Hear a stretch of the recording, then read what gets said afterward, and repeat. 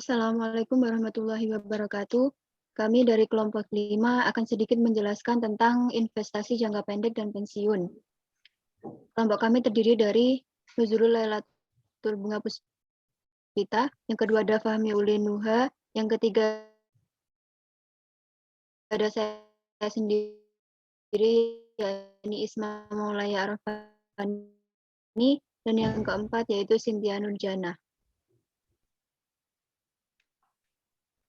Yang pertama investasi jangka pendek, yang kedua perhitungan investasi jangka pendek, yang ketiga risiko investasi jangka pendek dan pengendaliannya, yang keempat wahana investasi jangka pendek, yang kelima perencanaan dana pensiun, dan yang terakhir yaitu program dana pensiun. Pembahasan yang pertama yaitu tentang investasi jangka pendek. Investasi jangka pendek adalah sebuah kegiatan yang saling berhubungan dengan masa yang akan datang dan bisa disebut dengan masa depan. Dan investasi jangka pendek ini berarti investasi yang rentang waktunya hanya sebentar, biasanya terjadi antara 6-1 tahunan. Investasi jangka pendek ini dapat dengan mudah dirubah kembali menjadi uang tunai, atau didanai dari kelebihan dana yang bersifat sementara yang dimiliki oleh perusahaan. Menurut Sumitro Joyo Hadikusumo pada tahun 1954, mendefinisikan tabungan itu sebagai kemampuan dan kesediaan untuk menahan nafsu konsumsi selama beberapa waktu agar di masa depan terbuka kemungkinan konsumsi yang memuaskan. Nah, jenis investasi dapat dilihat dari jangka waktu. Yang pertama, investasi jangka pendek. Investasi jangka pendek ini dapat dilihat dengan rentang waktu 6 bulan hingga 1 tahun. Yang kedua, investasi jangka menengah. Dapat dilihat rentang waktunya yakni 1-3 tahunan. Dan yang terakhir yaitu investasi jangka panjang. Dapat dilihat rentang waktunya yaitu sekitar 3-5 tahunan. Yang selanjutnya akan dijelaskan oleh teman saya. Perhitungan investasi jangka pendek atau pengukuran hasil, suatu investasi didasarkan atas waktu dari penghasilan berjalan atau capital gain. Dalam hal ini ada 3 faktor utama pemegang peranan penting dalam perhitungan investasi jangka pendek. Yang pertama adalah bunga. Bunga sebagai hasil dari dasar bagi penabung. Cara perhitungan bunga pun ada 2 cara. Yang pertama adalah bunga sederhana dan bunga majemuk. Bunga sederhana yaitu bunga yang dibayarkan hanya pada saldo aktual selama jumlah waktu aktual dana yang bersangkutan ditabung. Lalu bunga majemuk adalah bunga yang dibayarkan baik pada tabungan awal maupun pada setiap bunga yang terpupuk dari satu periode ke periode berikutnya. Lalu faktor yang kedua adalah hasil selama periode investasi ditanamkan. Dalam perhitungan jumlah hasil investasi ini, seluruh hasil baik yang terrealisir maupun potensial, baik yang positif maupun negatif, harus diperhitungkan. Seluruh hasil yang diperoleh selama periode di mana suatu investasi dipegang, ditahan, dan ditanam. Faktor yang ketiga adalah nilai waktu dari uang. Nilai waktu dari uang pada dasarnya makin cepat investor menerima dari hasil dari suatu investasi, makin baik karena kesempatan untuk menginvestasikan dan memperoleh tambahan hasil hampir selalu ada. Dan nilai waktu dari uang ini terbagi menjadi 5. Yang pertama adalah nilai mendatang, yang kedua nilai sekarang, yang ketiga nilai sekarang dari suatu aliran penghasilan, yang keempat investasi yang layak, dan yang kelima adalah yield. Selanjutnya akan dilanjutkan oleh teman saya.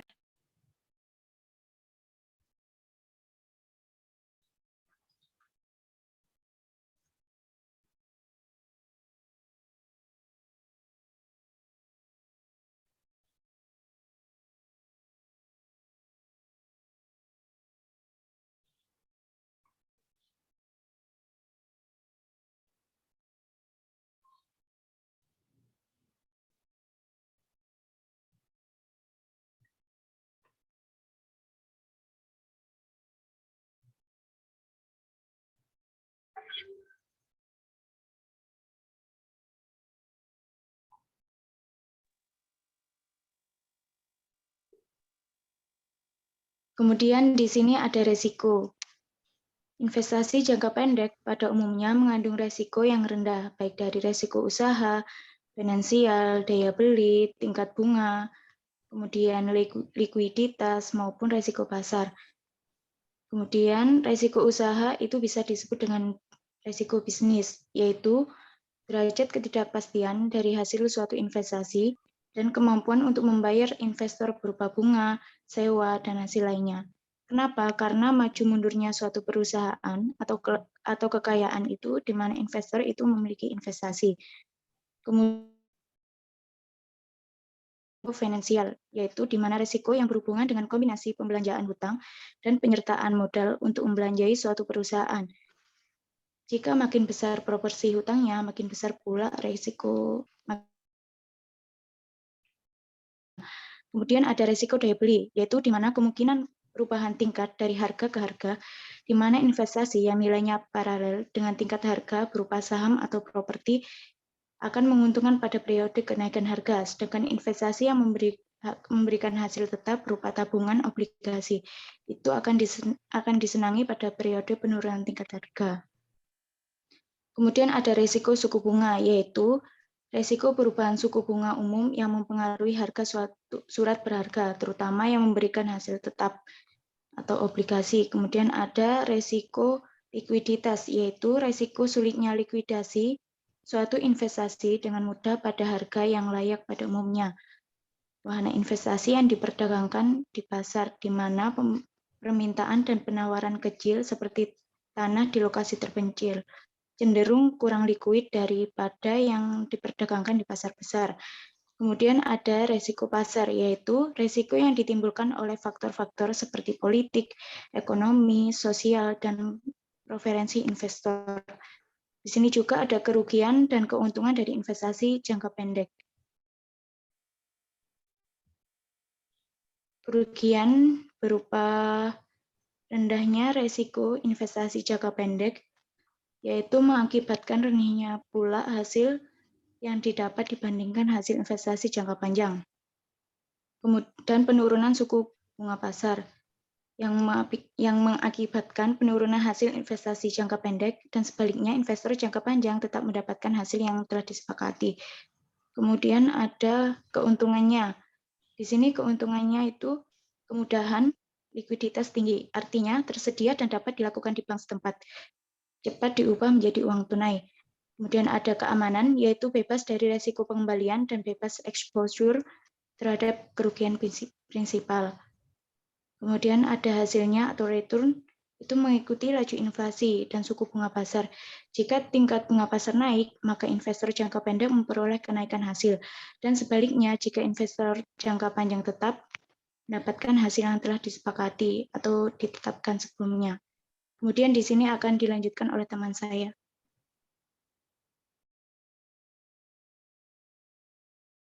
Selanjutnya yaitu wahana investasi jangka pendek. Yang pertama di sini ada tabungan. Tabungan di sini mengeluarkan banyak jenis tabungan bank baik dari pemerintah maupun bank swasta nasional, yang mana memiliki beberapa sifat antara lain. Yang pertama, hanya diperuntukkan bagi perorangan. Yang kedua, bank menyusun tabungan dalam rekening bank menyusun tabungan. Dalam rekening tabungan bank tersebut juga mencatat mutasi tabungan.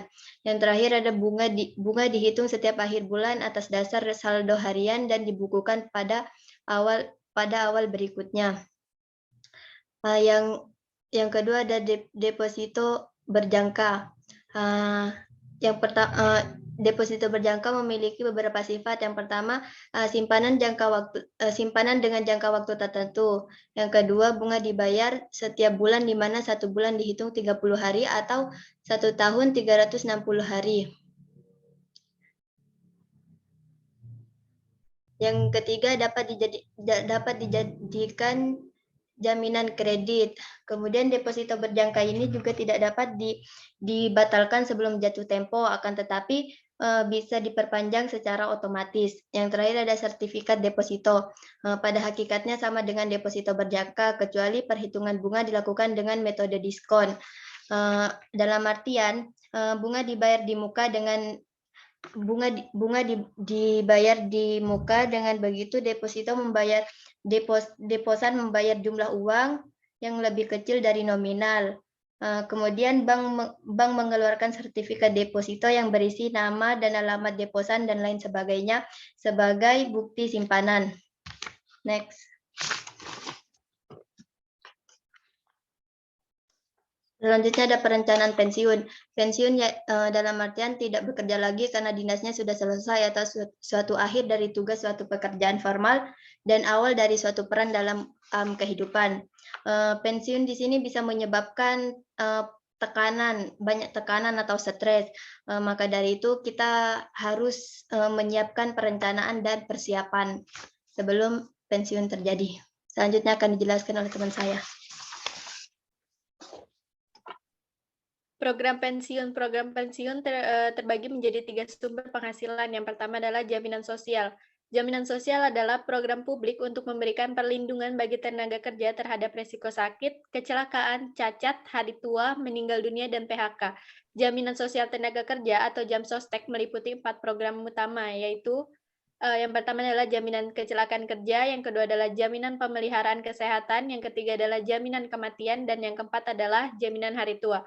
Program pensiun yang kedua adalah program pensiun perusahaan, yang di mana banyak sekali perusahaan memberikan program pensiun sebagai bagian dari paket balas jasa kepada karyawannya. Dana pensiun ini dapat diselenggarakan dengan 2 sistem utama, yaitu manfaat pasti dan iuran pasti.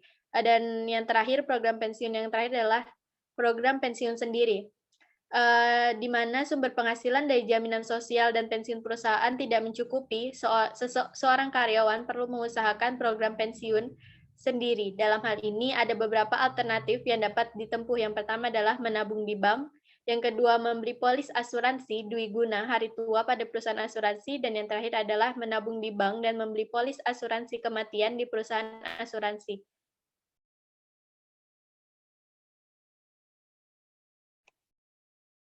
Baik, mungkin cukup sekian presentasi dari kelompok kami. Ada kurang lebihnya kami mohon maaf. Wassalamualaikum warahmatullahi wabarakatuh.